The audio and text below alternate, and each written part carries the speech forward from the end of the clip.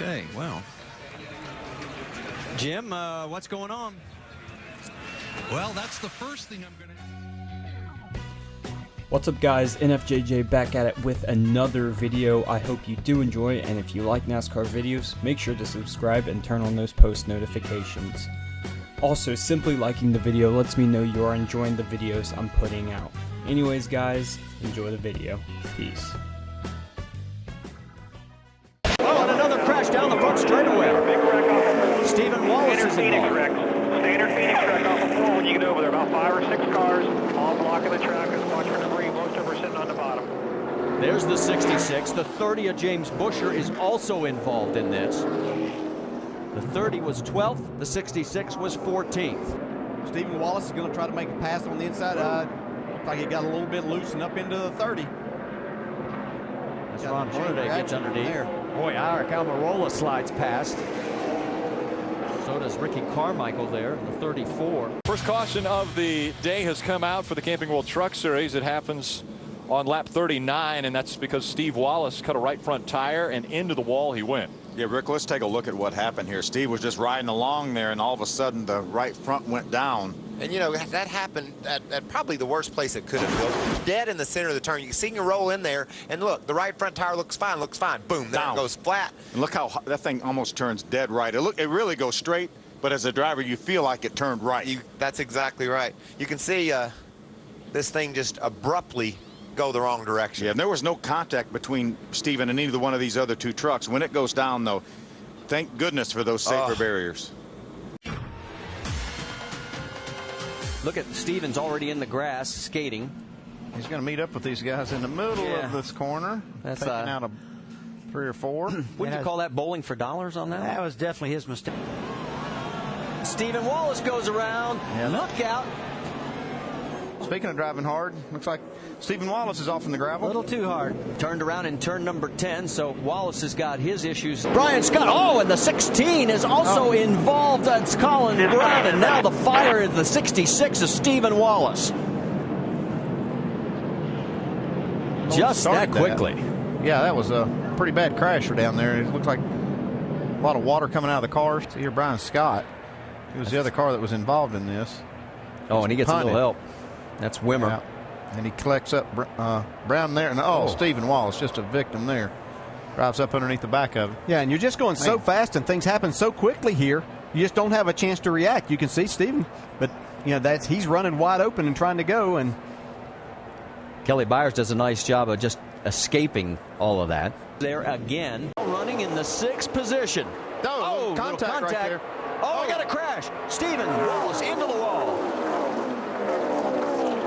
And with 13 laps to go, we're going to have We got the fence there. Yeah, it's going to be interesting to see who the leader is after this. Yeah, looks like Stephen clipped the front. Looks like, is that one of the Roush cars? I believe. Yeah, it is Trevor Bain. Trevor Bain, yes. This is congestion here. Oh, hang on. This can't work, guys. There it is. There's the contact. Stephen Wallace into the wall. Big wreck behind you. Big wreck behind you. Can you believe it? 16, Colin Brown also in. Stenhouse crashes. Now Brown gets swept up. Look at the mess here. You got the 81 of Michael McDowell, the 35 of Jason Keller. Oh, my. Mikey Kyle in the 10, his first start, and Stephen Wallace behind him. And there's just no room. I don't know what makes us drive like this or behave like this, but there is an urgency midway through the race if you think I've got to get to the front, and maybe that's part of it. See the caution waving on the right-hand side. Stephen Wallace right behind him. Oh, that's what happened. They just checked up because the caution car starts to pull out in front of the field right there. Yes, he did. Caution car come out a little early there. Unbelievable. Way too early. They were both on the brakes. Stevens on the inside of P.J. Jones. Gets into him pretty hard right here. Turns the 81 car around. Stevens slows down to avoid getting into the side of P.J. Jones. Here's P.J. and Steven getting ready to make the turn, and could be a little payback here.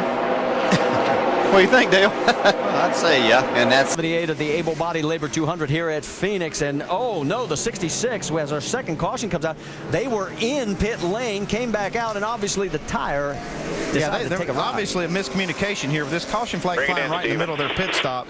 They may have tried to get off the pit road without getting all the work done. Left rear, guys.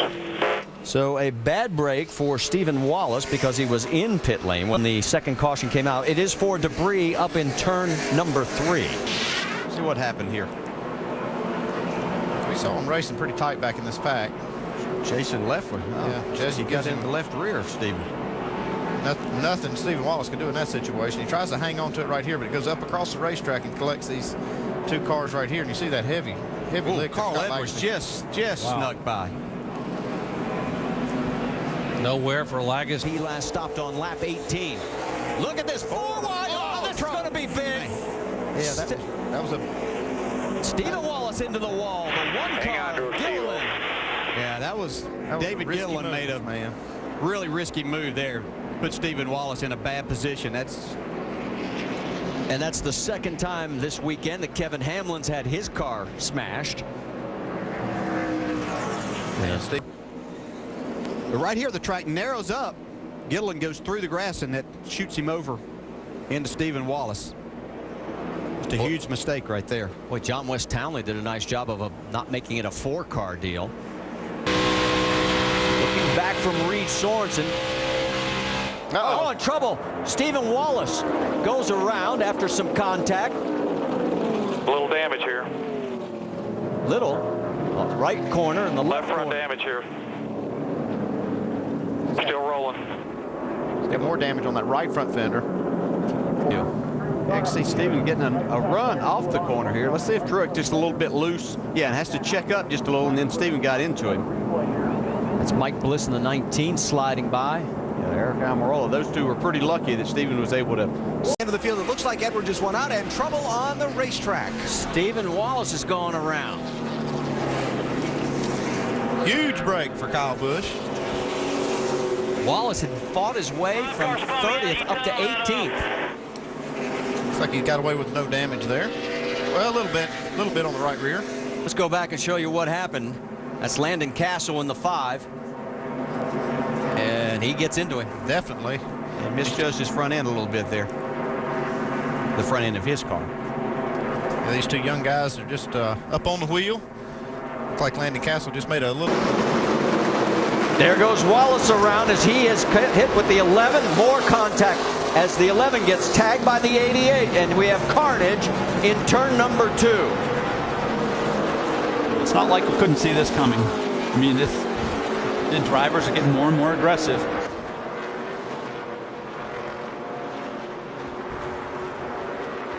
Boy, Annette almost gets into it as well. And this is from Stephen's point of view.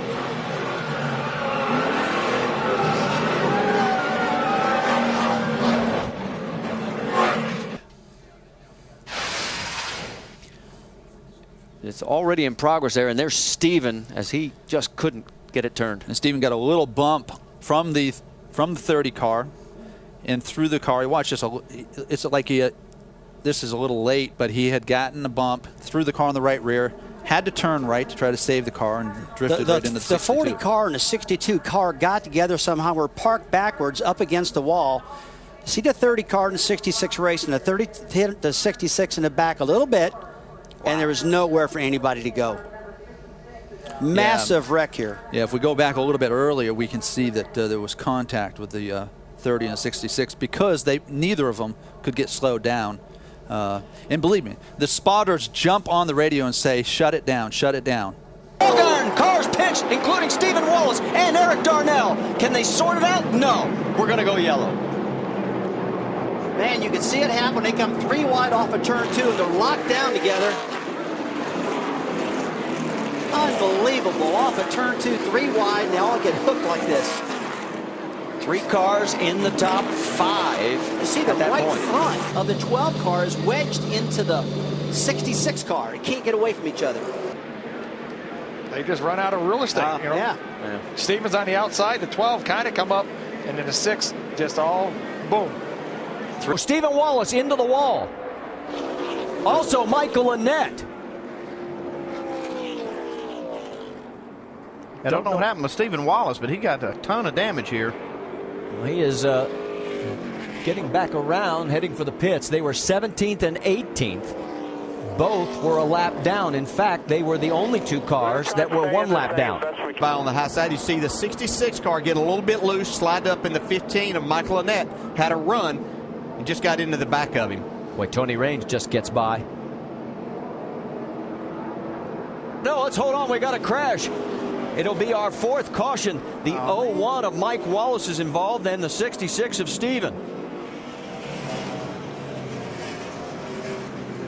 Wallace, who is 8th in the driver's points, has been having a wonderful season so far for this team on a very limited budget, and there's the damage on the 66. Yep. Whoa, looks like he lost a tire right there. Easy here, easy. See that right front went down. Right before he went in. Here. I was real concerned about that with that damage in the right front. Right side damage, pretty heavy. This guy's just taking long laps right now. That's. Oh, look at that in the world.